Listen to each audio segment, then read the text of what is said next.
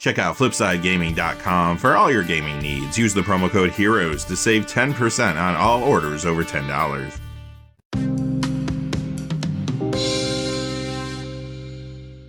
Hey there, this is John from Heroes and Legends, and welcome to the special Picks of the Month edition of the Magic the Gathering Market Watch. This time, for September 2022, we're talking about 10 great cards that recently rotated out of Standard. Now, not all the cards we're talking about were necessarily great Standard cards, but they're all cards that you might want to add to your collection because you might be able to get them for a good price right now. One quick note about this video series, though, it does come out once a month, obviously, and it goes out to the gold patrons first. So by the time you see this on YouTube, it could be about 24 or 48 hours later. Some of the prices might have shifted a little bit, but I'm not expecting big changes for the cards we're talking about today. Remember, too, in this series, we're talking about cards that potentially could be going up in value, not necessarily the best cards. And I only chose 10, so there's still a lot of other good cards to discuss out there. But remember, reprints do come fast and furious nowadays, so you never know when any of these cards could be reprinted. Keep that in mind. Quickly before we get into the details, though, just a fast reminder.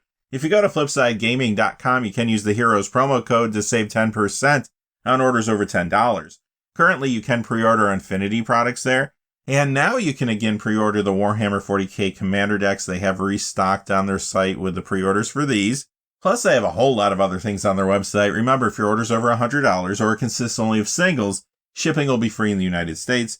Also, whenever you use the Heroes promo code, it does support the channel, which is always appreciated. So thank you. And without any further ado, let's get into it. Before we get to our 10 cards, though, I have a surprise, one honorable mention. This is a card that I didn't want to include in the 10 because it was banned in Standard, so technically it didn't rotate out of Standard, but it is in one of the sets that rotated. It is Omnith Locus of Creation at $14.42. I think this is still a good price for the card. It is just very powerful, seeing a lot of play. In Pioneer, it's in Nib to Light and 4-color midrange. Modern, you see this in 4 and 5-color Omnith Locus of Creation builds, of course. Those are doing really well right now in the format. This is also in Crashing Footfalls and more there. Legacy, it's in 5-color Zenith. And it's also a very popular commander. Plus, it's in the 99 of some builds there too, including Jodah the Unifier, which is a popular new deck. I've also seen some people add this to the Painbow commander deck as an upgrade, or put it in fresh builds around Jared Carthalion from there as well. Okay, on to our 10 cards, and we're just going to go in color pie order. We're starting with red, though, as you can see. A lot of green cards in this list, you might notice, too. But first, we have Goldspan Dragon. The Kaldheim copy's at $23. The copy from the list is at $23.36, so about the same price. It did join the list for Commander Legends Battle for Baldur's Gate. It is still there now for Dominaria United. It won't be in the list for Infinity because all those cards are uncards, but we'll have to see if it comes back for Brothers War. As for the card itself, two things that Wizards continues to lean hard into are dragons and treasure tokens. This gives you the best of both worlds. It is a highly played commander card, and it could be seeing even more play as time goes on. It is in dragon builds there, like the Dragon, Miram Sentinel Worm, but it's also in builds that want treasure tokens, like Prosper Tomebound, or sacrifice builds like Hervold Fakehurst King. It's even in new builds like Riven of the Claw. This is definitely a card you want to add to your collection. Ancient Green Warden, not cheap, $8.99, but I still think this is a good price for the card. It is highly played in land-centric commander builds like Omnith Locus of Creation. You also see this in a lot of newer commander lands decks like Hazazon Shaper of Sand, Soul of Windgrace, and Greensleeves Morrow Sorcerer.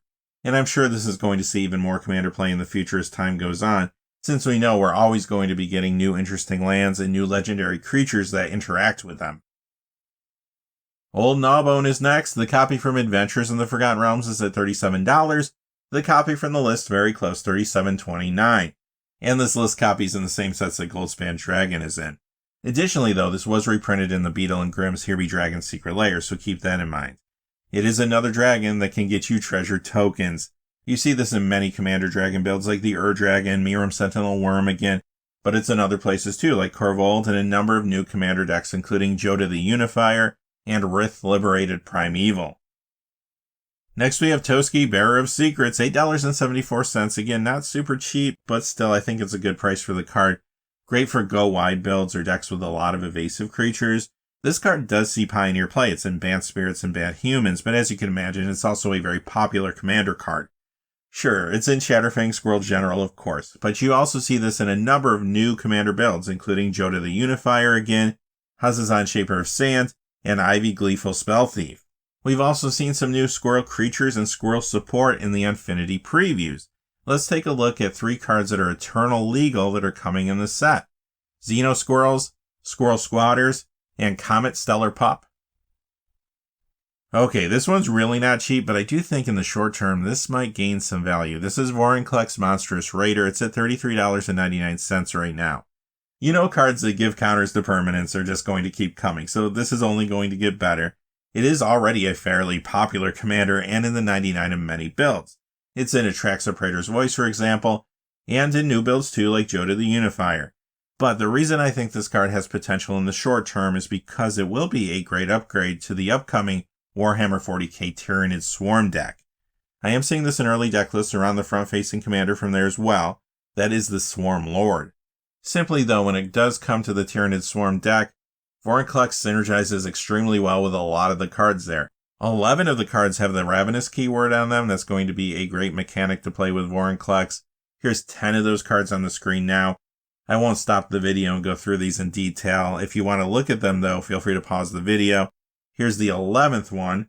Additionally, we have some Eternal Legal Infinity cards coming that will play well with Vorinclex too. Let's take a look at some of those.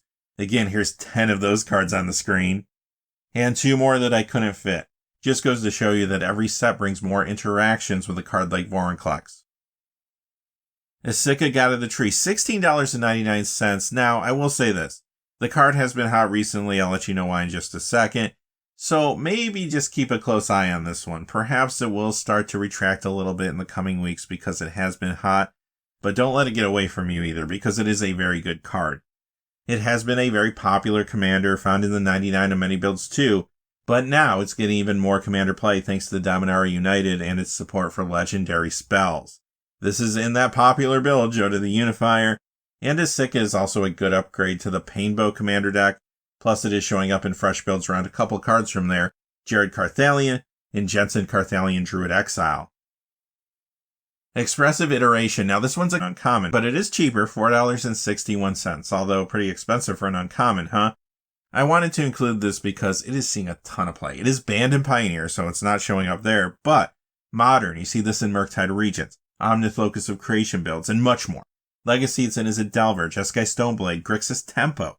Vintage, it's in Jeskai Control, Izzet Tempo, and 4-color Control.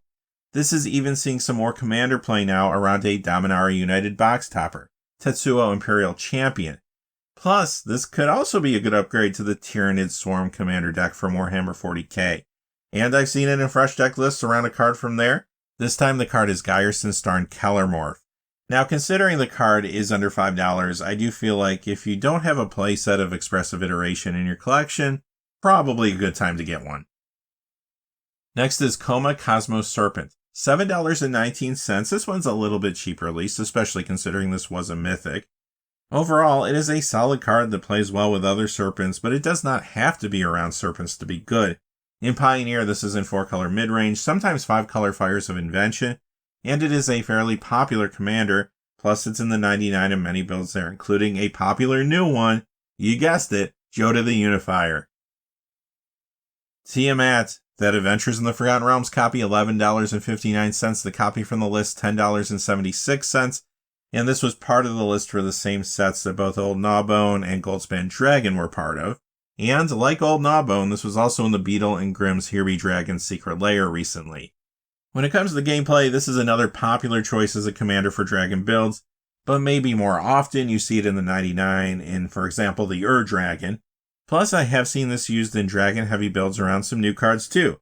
Jodah the Unifier and 2 legendary cards from Painbow. Again, those cards are Jared and Jensen.